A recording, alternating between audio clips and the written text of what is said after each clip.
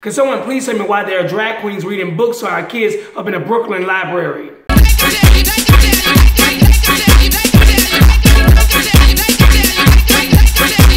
Here we go, guys. This is James from the I'm Free Project. Subscribe, like, and share this video. And I thank you for new subscribers, and I hope you join in on the conversation. And I'm going to keep this brief, and we're going to keep this quick, because this foolishness right here just really doesn't make any sense. And it shows you exactly where the LGBTQ and all that other foolishness is going as it relates to trying to indoctrinate kids into all these alternative lifestyles. There's a new program up in Brooklyn, New York called Drag Queen Story Hour. Why do we need a drag queen to read stories to our kids? I don't know. So it's literally drag queens reading to kids in libraries, schools, and bookstores. So the whole program, called DQSH, Drag Queen Story Hour, from their website says that it's designed to capture the imagination, gender fluidity of childhood, positive and unabashedly queer role models.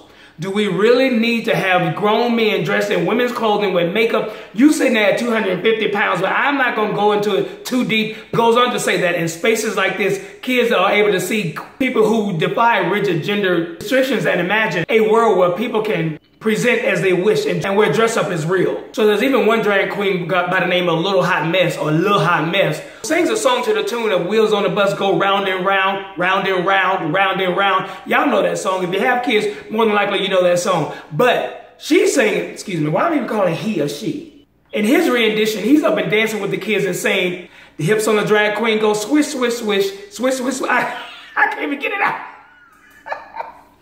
Swish, swish. In the video supporting this whole initiative is actually reading to a child from a book called Worm Loves Worm.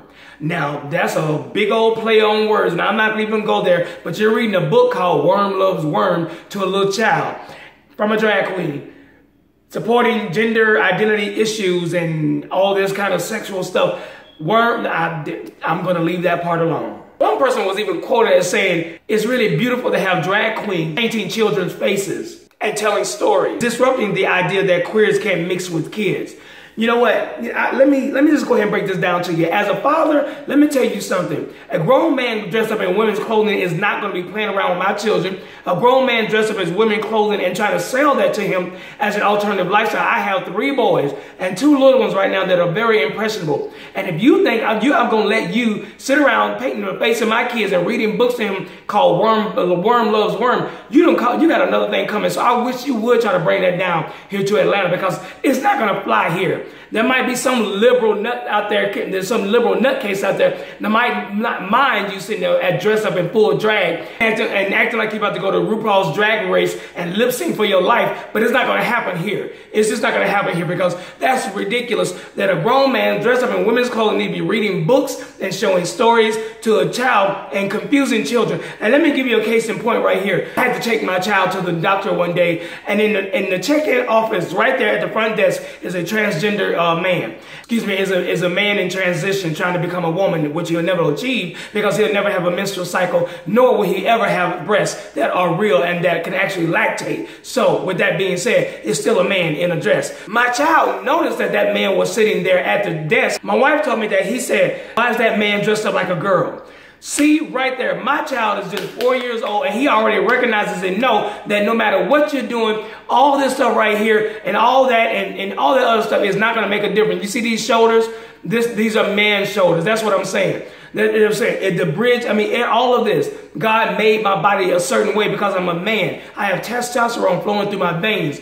So you can't pull that stuff over children. You can't pull that wool over them. And all you're doing is confusing them. But this is another part of the liberal agenda and the American agenda to try to sexualize children. Number one, you have to recruit children to get them to believe that this is okay. And number 2 is the over-feminization of men. Anything that has hyper-masculinity attached to it is actually looked down upon. But if man comes across soft, if he's wearing a darn man romper and all that kind of stuff, then everybody's all getting all into it and saying that's cool and that's hot. It doesn't make any sense. It's just crazy, crazy, crazy. You sit at 300 pounds and try to wear some darn skinny jeans. Y'all need to cut that out. Anyway, this is James from the I'm Free Project. Remember, a man don't need to be sitting there dressed in full drag. I'm just trying to read a book to a young child, and especially to a young boy. And the fact that y'all actually do that, that borders to me on child abuse. I'm just saying.